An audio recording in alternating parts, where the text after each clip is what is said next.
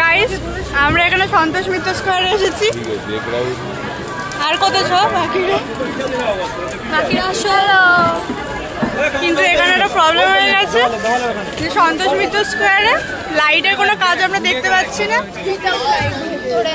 এতটা দূর এলাম, সকালবেলা এলে যা হয়, আর এখন আমরা কোনো লাইটই দেখতে পাচ্ছি না। কপাল খারাপ। সকালবেলা প্যান্ডেলটা একদমই ফাঁকা ছিল, মানে আমরা একদম ঠাকুরের সামনে চলে যেতে পেরেছিলাম, ভালো করে ঠাকুরটাকে দেখতেও পেরেছিলাম, মানে আধ ঘন্টাও লাগেনি, তার মধ্যেই আমরা প্যান্ডেল ঘুরে প্যান্ডেল থেকে বেরিয়ে গেছি।